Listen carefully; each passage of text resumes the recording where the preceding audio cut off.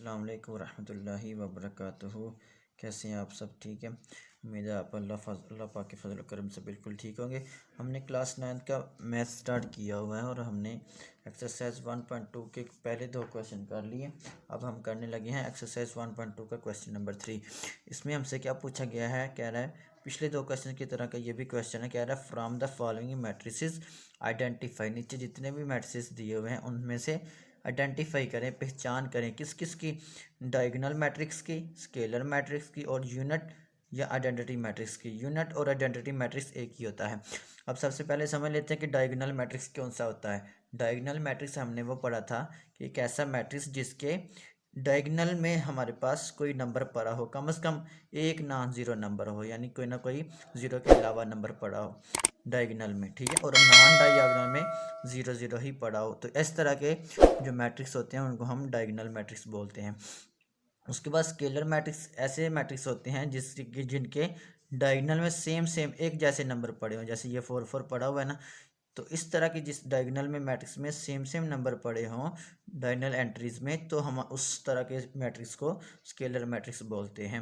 इसी तरह unit matrix कौन सा होता है? जिसके डायगोनल में 1 1 पड़ा हो, या ठीक है, एक एक लिखा हो और ऊपर नीचे ज़ीरो हो। इस तरह के मैट्रिक्स को हम यूनिट मैट्रिक्स बोलते हैं। अब इसी तरह हम देखते हैं कि ये जो हमारे पास पहला मैट्रिक्स ए दिया हुआ है, तो क्या ये डायगोनल मैट्रिक्स है? देखते हैं। इसके डायगोनल में ज़ीरो के अलावा नंबर पड़े हुए हैं, तो जब ज़ीरो के अलावा नंबर पड़े होते हैं वो डायगोनल मैट्रिक्स होता है। और इसी तरह हम साथ देखते हैं क्या ये स्केलर मैट्रिक्स है या नहीं है।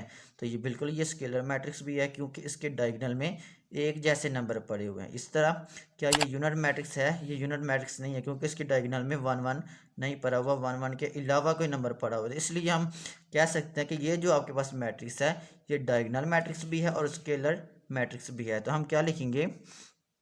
It is a diagonal and scalar matrix।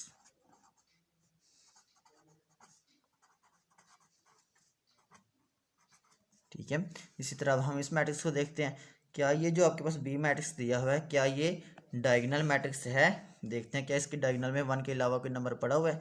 देखिए क्या देखें ज़रा, इसके डायगोनल में 1 के अलावा नंबर पड़े हुए हैं, तो और ऊपर नीचे ज़ीरो है, नॉन डायगोनल में ज़ीरो ज़ीरो है, ठीक है। तो क्या ये स्केलर मैट्रिक्स है? ये स्केलर मैट्रिक्स नहीं है, क्योंकि स्केलर मैट्रिक्स की पहचान होती है कि डायगोनल में एक जैसे नंबर पड़े हों।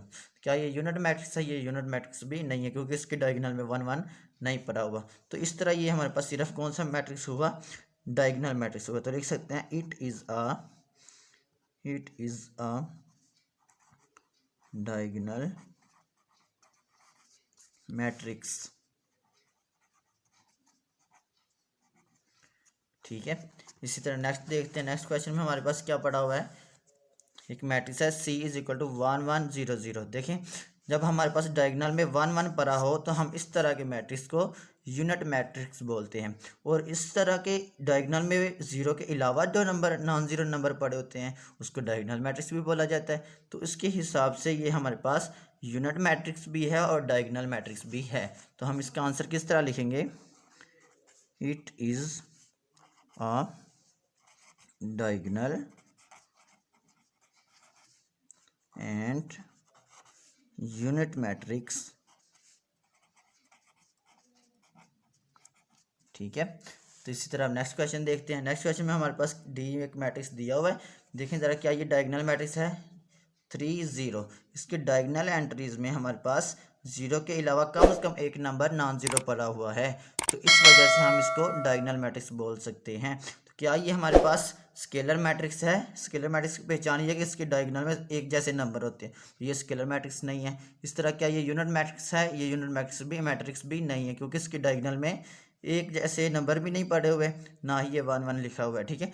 तो ये सिर्फ हमारे पास डायगोनल मैट्रिक्स है। तो हम लिख सकते हैं इट इज़ अ डायगोनल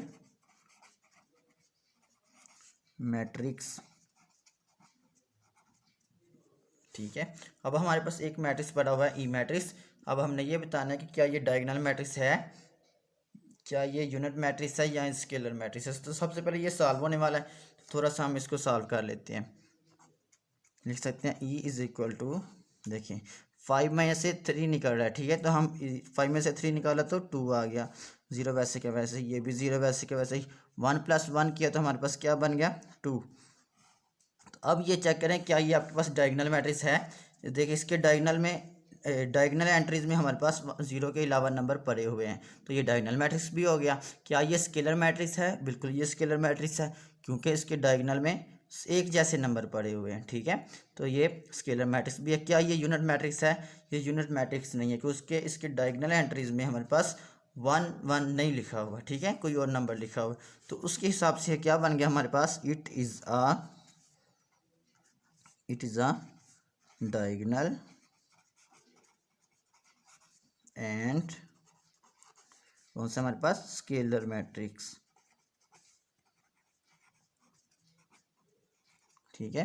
तो ये हमारे पास क्वेश्चन नंबर 3 कंप्लीट हो गया। अब हम करने लगे हैं इसी एक्सरसाइज का क्वेश्चन नंबर 4, जिसमें हमसे क्या पूछा गया है, लिखा उसने find negative of matrices A B C D and even. आपके पास एक 5 मैट्रिसेस दिए हुए हैं, उसने बोला कि इसके नेगेटिव ऑफ मैट्रिसेस फाइंड करें। तो हमने इसकी डेफिनेशन में पढ़ा था कि नेगेटिव ऑफ मैट्रिक्स किस तरह मिलता है हमें, कि जो भी हमारे पास कोई भी मैट्रिक्स के अंदर एंट्रीज दी हुई है उनके सिर्फ साइन चेंज कर दे तो हमें नेगेटिव ऑफ मैट्रिक्स मिल जाता है। जैसे कैसे लिखेंगे इसको, ये ए मैट्रिक्स दिया हुआ है तो हम लिखेंगे -a, ठीक है, बाहर हमने माइनस लिख लिया, तो अंदर जितनी भी एंट्रीज हैं उनके जस्ट हमने साइन चेंज कर देने। ये देखें 1 हमारे पास प्लस का 1 है तो ये माइनस का 1 हो गया, 0 वैसे का वैसे लिख लिया, तो माइनस का 1 है तो ये प्लस का 1 हो गया, ठीक है। इसी तरह दूसरा आपके पास है बी मैट्रिक्स दिया हुआ है, हम लिखेंगे -b और अंदर के जितने भी एंट्रीज हैं सब के हम साइन चेंज कर देंगे। ये अब आपके पास प्लस का 3 लिखा हुआ है, ये बन गया माइनस का 3, ये माइनस का 1 है, ये प्लस का 1 हो गया, ये प्लस का 2 लिखा हुआ है, ये माइनस का 2 हो गया, ये प्लस का 1 है, ये माइनस का 1 लिख लिया। सेम इसी तरह हमारे पास क्वेश्चन नंबर 3 भी है, इसमें हमें जो एंट्रीज दी हैं हमने जस्ट क्या करना है, -c लिखा, उसके बाद मैट्रिक्स बना लें और इसके अंदर जितने भी एंट्रीज हैं उनके साइन चेंज कर दें। आपके पास प्लस का 2 लिखा हुआ, ये माइनस का 2 हो गया, ठीक है। इसी तरह -6, इसी तरह -3 हो गया, ये प्लस का 2 है, ये माइनस का 2 हो गया। तो हमने जितने भी एंट्रीज हैं सबके जस्ट साइन चेंज कर दिए तो हमें नेगेटिव ऑफ मैट्रिक्स मिल गया। इस तरह एक मैट्रिक्स डी दिया हुआ है हमारे पास, बन गया ये -d is equal to, just आपने क्या करना है, साइन चेंज कर देने हैं।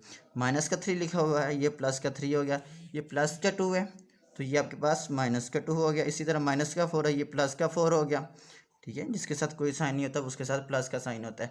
तो ये प्लस का 5 लिखा हुआ है तो ये हमारे पास माइनस का 5 बन गया। सेम ये आखिरी क्वेश्चन हमारे पास एक ई मैट्रिक्स दिया हुआ है, इसका नेगेटिव किस तरह मिलेगा हमें, हम लिख सकते हैं -e is equal to, just हमने क्या करना है, इनके साइन चेंज कर देने हैं।